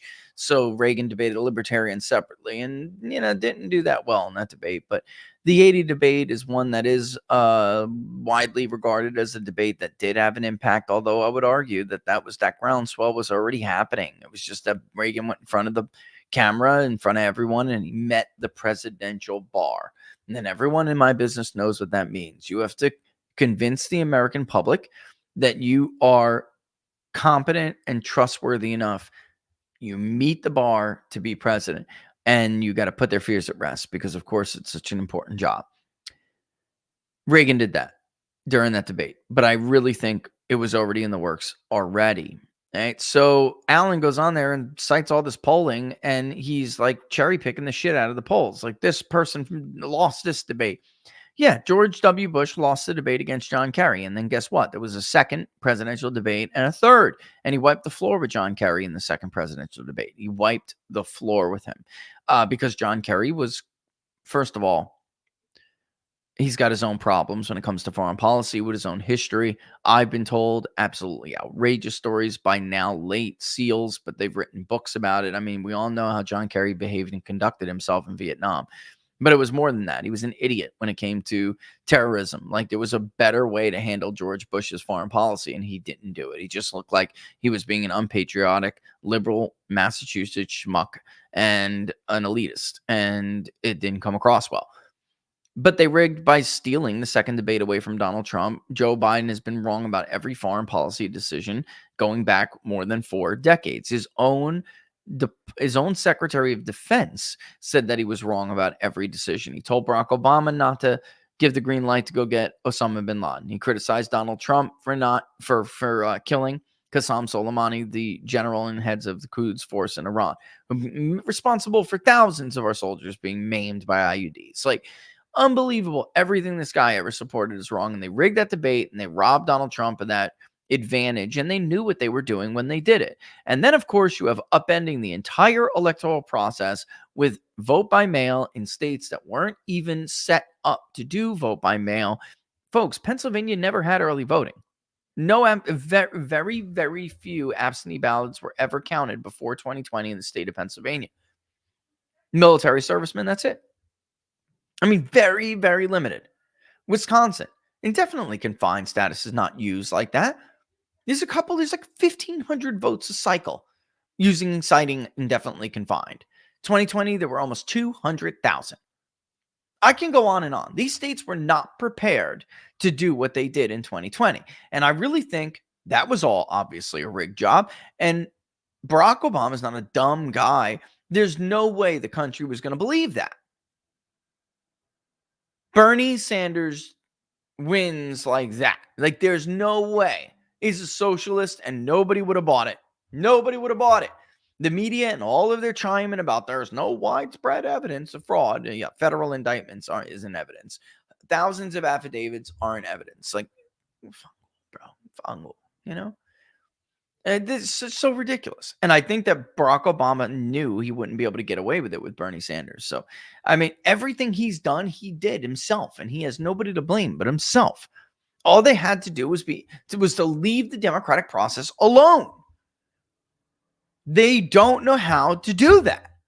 There's competing in elections, and then there's rigging it, man. And all they do is rig. They can't play a game. Speaking of, remember during the debate, I'm an 8, I'm a handicap, I got my 8 handicap. They can't play anything. They can't play any game, engage in any contest without a handicap. It's like, and I'm not a golf player, but once upon a time, I was a hell of a pool player. It's like spotting someone the 6 every damn game. And if they don't have that kind of an advantage, if they don't have that kind of a handicap, they just don't want to play. And they'll do crazy shit and tear it all down. Like, this is what they do.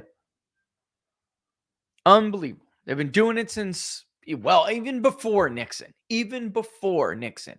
But Nixon wins in a relative landslide, and they're contesting delegates. Which, by the way, is now an act of insurrection in their minds. I mean, nothing about this makes sense. Barack Obama greenlights Crossfire Hurricane and interferes with 2016. By the way, using the Logan Act to go after Mike Flynn was Joe Biden's idea. And thank you, Barack Obama, for jotting it down in your own handwriting that now that we have that information. 2018. They literally steal the word collusion from independent media, and you guys think I'm joking. They literally steal the word collusion, which was being used at the time as a reference to the WikiLeaks drop. And it showed that Republicans and Democrats and the media are in cahoots with each other. Like, we all knew it to be true, but WikiLeaks showed that. And here, I mean, look at the headline. Look at the date. That's Laura. After those emails came out, dealing with Jake Tapper and Wolf Blitzer at CNN. Look at the email. Look at the date. November 7th, 2016. There were countless headlines, Breitbart, all over the place, other big independent media groups, right? Collusion. They engage in a campaign, which is a social bias campaign to scare the shit out of suburban women. They spent Michael Bloomberg's millions to go after people like Dana Rohrabacher on a hoax. Using that word and shifting it around, they don't know how to just compete. And why do I think he's doing this, or how hard do I think he's willing to push? I think, crew, that it's starting to dawn on Obama and Pelosi and others that you really can't do this. And honestly, the only potential path would be to replace him with Kamala Harris. But Joe, not many people caught this on the press conference yesterday. When asked about it, he said, it's, quote, hard to start from scratch. That was a signal that he's not going to okay that money go to Kamala. He may be senile, but that old man made that statement intentionally. He said, in response to the reporter's question about Kamala, have you thought, is it true that you've been, that it's being considered that Kamala lead the ticket? He said, it's hard to start from scratch. Let me get the exact quote. I mean, there was more to the quote than that. I mean, you get it. You guys get it. I don't have to. But that was a way for Biden to tell Obama and everybody else who are floating these ideas, no. And by the way, it is I agree with Matt Gaetz, who I was with the hour before the show. I agree that this poll that's being conducted, I think the Team Biden's all right for it to be conducted because it's going to show Kamala doing worse. And I think they're all right with that, obviously. But here's the quote. They asked him about Kamala. He said, there are other people who could beat Trump too, but it's awful hard to start from scratch. That's Joe Biden saying, kiss my grits. I am not leaving the race. And if by some way you push me out, I'm taking this money with me. I told you guys. So I think Obama's now starting to dawn on him that this is not as the talking heads and others would have you believe, folks. It's not that easy. It's not easy at all. In fact, it's just not easy at all. And you're welcome. You're welcome, Peppers. That's awesome that you asked for Winston. Thank you for that. I don't know, Denny. I don't know. Laura and I pray for Peter every day. He's such a nice man. And just for me, read it for people who may not be able to see it. Why are people not more outraged by the jailing of Peter Navarro and Steve Bannon by the weaponized Biden DOJ to jail their political opponents, something that's usually happened in third world countries? I think it's getting baked into the cake with it. If you want some good news, though, both are doing okay. Both are strong guys. I'm not talking about physically. I'm talking about mentally strong men. They will have that unfortunate label slapped to them for the rest of their lives, which is a disgrace. But do you know what Peter's doing in jail right now? Which is why I love Peter. I mean, because this is an issue I've cared about for a long time. Republicans did not until the era of Donald Trump, and then wonder why they don't get any black or brown votes. He's in there writing a paper on prison reform.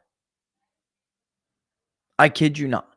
He's already done a wealth of work on trade, and he's got all of these ideas about what Trump should do when he gets back in what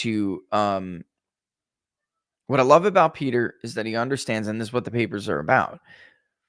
He understands that you cannot have a strong nation with a primary service sector economy. You can't do it.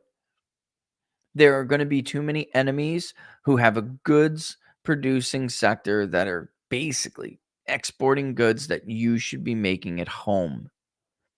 When it came to the pandemic, even, Peter understood in a way most didn't and still don't. I can't believe it's sad it didn't lead to this conversation. Like, we talked about everything, but COVID should have led to two conversations. One about obesity in this country. We're a fat of a nation, and it's disgusting, and we should be ashamed of ourselves. Some people have medical problems, and that's why they're overweight, but in America, we're just fat pieces of shit. And something like COVID absolutely should have led to a conversation about our health, but we don't. Two, it should have led to a conversation about what goods we are and are not making in this country. You cannot have a strong nation and not be able to produce your own rare materials these things go in guided missiles, for crying out loud. You don't even have enough goods producing, robust enough goods producing sector to make sure you can manufacture enough antibiotics for the population in the event of a pandemic or worse, right? Like, so I'm talking about something really bad. All right. Peter gets that. And that's what he's been working on, a lot of that stuff, man. A lot of it. But then also is doing this thing on prison reform and on how in America we should not be treating inmates the way they're treated in some areas. And listen, I understand it's jail, it's not paradise.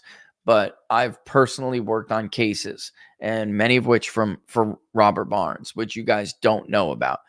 And a lot has to do with mistreatment in prisons.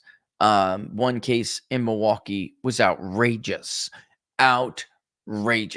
And then some of it made local news, but it wasn't really a national story. I mean, this man was so poorly treated, and he did die. He ended up dead, by the way. He died in prison. Not even in prison. It was a jail, like a county jail, which I'm going to give you one guess which county jail it was. That is, or was, national news at the time. Um, so I get it, but like it's an issue that a lot of these voters that Trump's attracting now, it's an issue they care about a lot. And I'm just saying it's with good reason. January 6th prisoners. A lot of people are just for the first time hearing about mistreatment in that jail. Well, that jail is notoriously it's a notorious shithole. It's notorious for mistreatment of prisoners. They've been mistreating black and brown people in that jail for a long time. And now it's like, people who are activists on the right are just now learning about it because of the J6 prisoners. So they're not being mistreated only because they're supporters of Donald Trump and because of what happened on January 6th. They mistreat everyone. And Peter's looking at this like, sometimes life sucks. And sometimes you don't understand the plan or what's going on. It feels like the universe is unjust. But he's taking it and trying to turn it into a positive. And hopefully it's one that bears some fruit, and then all of it can make a little bit of sense to us. Because you're right, it's not something Americans are used to grappling with, right? That there are like third world happenings going on, like there are political persecutions. But I think after this debate, you had a lot of people who kind of on the fence with what's going on with the lawfare and now just kind of see everything in its totality for what it is. This is a senile president who is running the country. And by the way, they're persecuting their political opponents because they're trying to maintain power with this senile person. Like, if you're the administrative state, you don't want a strong person in the White House. You want someone who's controllable. The only reason they're dumping Joe Biden, because he's like their perfect candidate, he's just a shell of a man, is because first and foremost, the administrative state wants to protect the administrative state. And he's becoming, in their minds and in minds of many and the views of many, now a liability for them, as opposed to someone who was like their savior, their salvation against the big bad Donald Trump, who was going to just start hacking large pieces of the CIA and FBI. Like, oh my God, no. Got to bring in Joe Biden and pretend like we just didn't indict a whole bunch of people in Philadelphia for election fraud, including election judges and former representatives. Never happens, though. Never happens, right, Bill Barr? You fat ass. Remember that?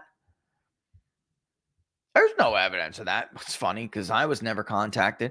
Matt Braynard got one phone call. They took a thumb drive from him and they never came back. He never followed up. They didn't even conduct an initial interview. They just said, yeah, hand over a copy. We'll look at it.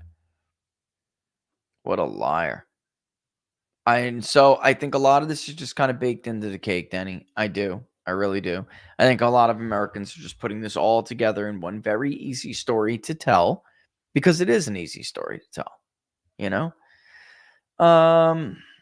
Yeah. So Nico, I'm not sure what you mean. He said non-response bias in new poll. Why or why not? I'm not sure what you mean by that. You always have to contend with the response, with a certain level of response bias. That's part of why we design our methodology the way we do. But this was a very representative sample. How it came in, even in the raw, I think we were a little bit. I know some people say, how could that be possible? I think we're a little bit favorable to Biden, or at least I was trying to be very conservative with it. And that's why you can see, speaking of conservative, you can see the ideology demographic is drag it in here. Males are 47.6%. That had to be weighted, even though I could be wrong. I mean, the actual, how could I put this? I'm trying to put this the right way so nobody mistakes what I'm saying. Men are more likely to vote than females by a significant margin in this poll, supposedly. Vote history somewhat backs that up when we looked at vote history. However, men are still about 48%. and females are about 52%. Males were a little bit more, I believe, but we'll see. Maybe I'm wrong. Maybe it ends up being a 49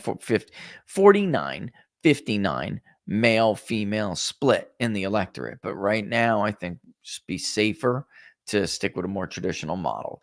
Whites are about 68.8%, Black and African Americans 12.5%, identical, by the way, to Hispanics, also 12.5%. Asians 3.2%, American Indian Alaskan Native 1.2%, Native Hawaiian Pacific Islanders 0.4%, and other races and ethnicities 1.4%. That all has to go into political identification. Let's go with party detail overall, not just actually I said it was R+2, it's R+3, excuse me. It's 3734 with 23.8% being independent and 4.7% being just something else. But again, I think like geography and by education, this is about as rosy of a picture as you could paint for Democrats. That's why ideology is so much more moderate. So liberals are 22.1. That's about what it was in 2020. Moderates 45.2. Conservatives 32.7. That's low for us, but everything else was just so darn representative. I don't see why we would change anything else. Let's see, area type. Suburbs should be about half. Come on, where are you? There you are. Get in there. Where are you? There you are. Yeah, and they are. The suburbs are 51.3%. Urban America's 25.3%. Rural's 23.4%. That's dead ass on. I mean, really, really, really, really close. I'm really what's the word? Really representative. I mean, it takes a very little weighting footprint. The weighting efficiency, by the way, is 90. Let me go look again. It's like 98.5 or 99.5. It's 99.5 or something. I mean, barely touched. Gender, a little bit. Education, a little bit. Everything else looked great. Protestants, 23.3. That's like perfect. And that's just Protestant. Just bear with me. Catholic, 22.7. Perfect. Christian, Baptist, Lutheran, etc. 19.85, 19.9. So when you couple it together, you're looking at about 20%. So overall Protestant, other Christian is about 43%. That is like spot on. I mean, there's so many things telling you it's spot on. Greek Orthodox. Oh, and by the way, I did do that. Greek Orthodox or Eastern Orthodox is only about a little less than 1%, 0.8. Mormon 1.3. Jewish 3, basically 2.98. Muslim 1.2. Another religion 8.5. No religion 19.3. I mean, that's like everything is like just right on the money. Also, we'll give you a demographic variable for white evangelicals and evangelicals, period. Because I feel like I don't know why people only. My church is not just filled with white people. I go to an evangelical church. It's really non-denominational, but yes, it's an evangelical church. They are not all white. I can't stand that the polling industry has done this. And that goes back to Gallup. Gallup used to only define evangelicals as a white Protestants, and that's it. We have Catholics who say they consider themselves evangelicals. We do not put them in the definition. However, if it is not specified by race, our evangelical demographic is always every racial group. It'll say white evangelical if it is not. All right. So you'll see a difference there. Maybe Trump is going to be winning like 50-something% of all evangelicals, a little under 60. But then when we separate, it'll be white evangelicals. He'll be winning like 3/4 or more. I mean, age also damn near perfect. 18 to 24, 7.8. 25 to 29, 7.6. 30 to 39, 15.2. 40 to 49, 16.1, 50 to 64, 29.6, 65 to 74, 16.8, and 75 plus 6.9, which is a little bit lower than it is for us usually. The 65 to 74 group is a little bit more. That's beneficial for Joe Biden, because typically we would have 75 plus a little bit higher, about 3 points higher. Makes sense though. Things are changing, so you would expect a little bit of that number to chisel away. Yeah. I mean, that's as good as it's going to get for Biden. It really is. I don't know how on earth. I don't talk about, other polls too much, but the only way you could get Biden anywhere near close is if you were to put your thumb on the scale and really push. And by that, I mean a Democrat D+9 kind of sample, D+8, D+6. Like, that electorate does not exist anymore. It simply does not exist. By the way, high school or less, 26.9. Some college and associate, 33.5. 4-year, 25, 24.7. Advanced, 15. So very, very, very, very spot on. I mean, there's nothing else I could do, and it doesn't seem that there was much of a response bias here at all. And drilling down into like his non-white vote share, I'm like wondering when again this stuff is going to come down. It's not coming down. We even oversampled black voters in urban areas just to see if there was a significant difference between them and the rest of the black voting population, and there really wasn't. It's like a few points more pro Biden. That's it. A few points. So you'd have to really put your thumb on the scale. Have you talked Snoop Dogg? Yeah. I mean, this is actually really interesting. So, for those who don't know what he means, Snoop Dogg once wrote a song, right? Whatever, F Donald Trump, something like that. And then he pardoned his boy from Death Row Records, not Death Row Records. And Snoop Dogg is now like singing his praises over it. I'm telling you, this criminal justice reform is a winning issue. It was incredibly stupid. And by the way, it's the right issue, in my opinion. But you guys formulate your own opinion. You have your own brains.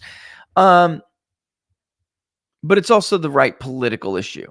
And it was incredibly stupid for Ron DeSantis and others to go after the Second Chance Act and call it the Jailbreak Act. I mean, number one, it's just so untrue. Number two, it's stupid as hell politically. And by the way, under Trump's criminal justice reform bill, those who did get out changes the standards for who gets out early and not. They have a far lower recidivism rate than the rest of the population. So the recidivism rate actually fell with those people. Jailbreak. Oh, look at how many people were left out of federal prison in the year, blah, blah, blah. Yeah, that's the friggin' point of the bill. That people are over-sentenced and there could be more productive things to do with them. It's not rehabilitating anybody. And that's why the recidivism rate is so high, because they get institutionalized. They have no skills. Nobody will hire them when they come out because they always have to check that box. So, I think it's 14. I don't know, some ridiculous times percentage lower than the normal recidivism rate from that act. So very stupid of people to. This is about vice presidential picks. I have several of those. I'm going to use name withheld example. Okay. So really interested in your thoughts on a V pick. So this is what I've said from the jump about this. Okay. Trump's decision. Let me put it this way. Presidents usually have a decision. They make a decision based on a few things on who their nominee is going to be. And I actually think Trump's whole entire equation should be different this time. By the way, I have the best picture of the vice president ever. Give me 1 second, okay?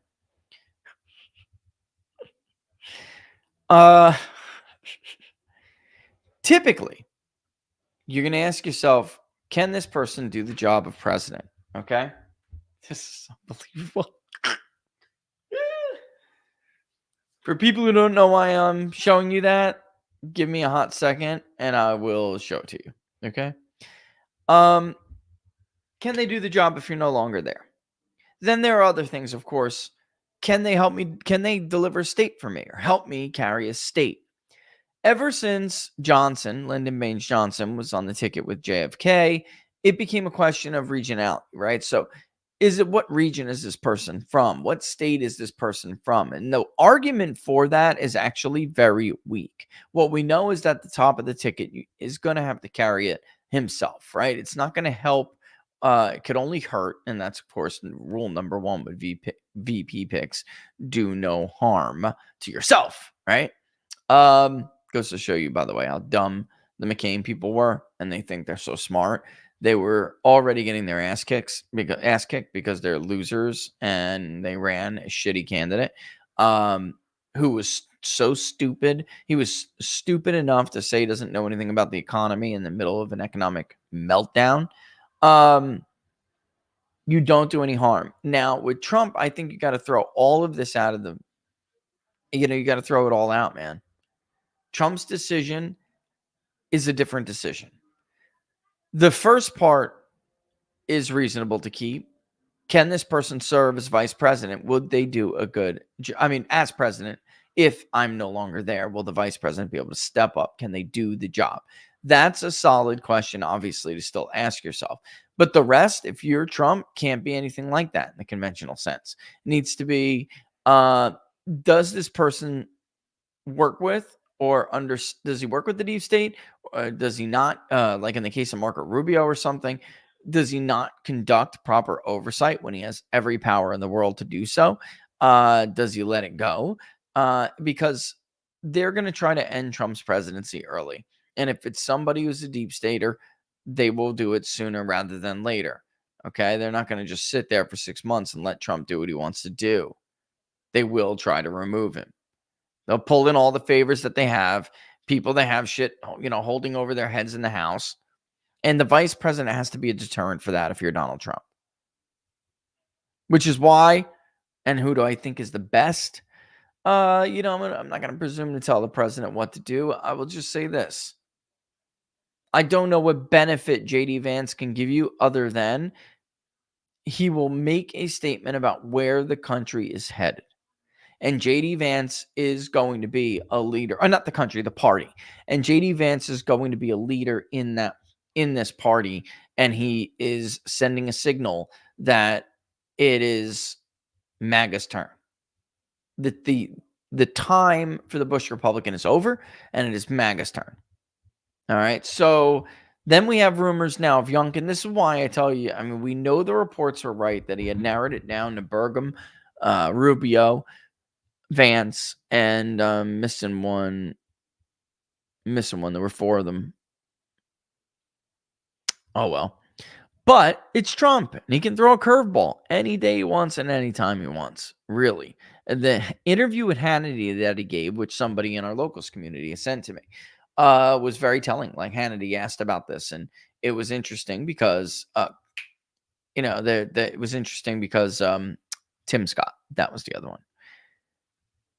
Because he sounded like he understood exactly what I was saying, which is that, yeah, sure, he's got to be able to do the job. He or she has got to be able to do the job of president, but he's also got to be like a defender of me, because I'm not going to get very far if I put somebody up there as friends with the intelligence community. They're going to screw you and remove you. So it's a tough choice. I love the idea of Vance because he's representative, but there are 2 downsides to that. One is there really is an electoral benefit other than like painting the picture of what kind of party you're going to be, which is obviously that's the more popular version of the party, or wing. I just don't want to see him removed from the Senate because then Mike DeWine's probably going to put Dolan in there. I kid you not. The guy's already run twice and spent millions of his own money. So it's a tough call for the president to make, and I'm not envious of his responsibility. I'm just not. This is a tough call. Really tough. What is it? Oh shit, it's 202 already. All right, let me get the white working class variable up there. Let me get a bunch of other stuff up there. Let's just take a real quick before we go. Where is the other one? There's a couple things I just want to go over real quick. I got to show you most important issues, stuff like that, and then we'll boogie. I just bear with me. I know we're over on time. I don't know if you have another favorite show you want to go to. Give me a minute or two, right? Then if you want to hop over to them, I understand that. Right now, most important voting issue is as follows. Hurry up. Inflation and cost of living is number one, and it's not particularly close. Immigration and border security is number two, followed very closely by number three, which is the economy and jobs. Way behind there, number four is abortion and abortion rights and restriction. Notice we asked this so both sides get their version of that issue. Okay, immigration and border security, inflation and cost of living, threats to democracy and corruption. Healthcare is healthcare, climate change, and the environment, right? Anyway, threats to democracy is way back from the top three. It's only 7.5%. Healthcare, 5%. Oh, and by the way, it's interesting by what party. Let's just clip that real quick. So as you can see, Republicans and Democrats are much more concerned about inflation and cost of living. They're also much more concerned about immigration and the economy, right? Independents are not really concerned about abortion at all. 8% of them said abortion, only 7% said threats to democracy. Healthcare, they're about on par with the national. Climate change and the environment, just a tick higher, but higher. Crime and safety, independents are almost identical, 2.3 to 2.9 overall. And national security and foreign policy, only 3%. National debt and federal deficits, 2.2%. I mean, on and on. And the other, we can go over that more in a later show, but I really, really want to handle this. Trust to handle. Who do you trust to handle more? On the economy and jobs, it's Trump plus 11. On inflation and cost of living, it's Trump plus more. It's Trump plus 14. On immigration and border security, it's Trump plus 19. On crime and safety, it's Trump plus 9. Or no, 10 when you round, sorry. It's national security and foreign policy. It's Trump plus 10, or really 9.4. Labor and union issues. Trump is barely up, but he's up by 1. Even on labor and union issues. Preserving Social Security and Medicare, it's Biden by 1 when you round. I mean, even Steven. Abortion rights and restrictions, it's Biden plus 6, all right, which is pretty kind of close for a Democrat. Threats to democracy and corruption, Trump plus 2. The Russo-Ukrainian war, Trump plus 10. The Israeli-Palestinian conflict, Trump plus 11. So Trump is ahead on who people trust more on every issue except for abortion. That's it. That's all. Let's do the 6-way standard real quick. This is with everyone. Trump, Biden, Kennedy, West, Chase Oliver, Jill Stein. It's Trump 43, Biden 37, Kennedy 8. All right, so Trump 43.2, Biden 36.7, RFK 8.8, Cornel West 2 flat, Chase Oliver 1.5, Jill Stein 1. When you lean, by the way, Jill Stein pulls ahead of Chase Oliver, which I found to be very interesting. Not a whole lot changes when you do the someone else with the generic. Biden loses more than Trump. As you can see, Trump actually popped a half a point, and Biden lost, and he falls to 38.4. When you do the president with the 3-way generic, it's Trump 44.3 to Joe Biden 37.3. RFK at 8.5, someone else at 4.8, and 5% remain undecided. And you guys just saw the 6-way. So I just wanted to get that out, throw that all out to you. So, I mean, it is a very good poll for Donald Trump. It is a very bad poll for Joe Biden. And it is what it is. I just, again, don't see how you change something like that. I just don't. Maybe there is something that happens, but it's like, how long have we been doing this now? How long have we been saying, well, maybe this month, maybe this month, maybe this month?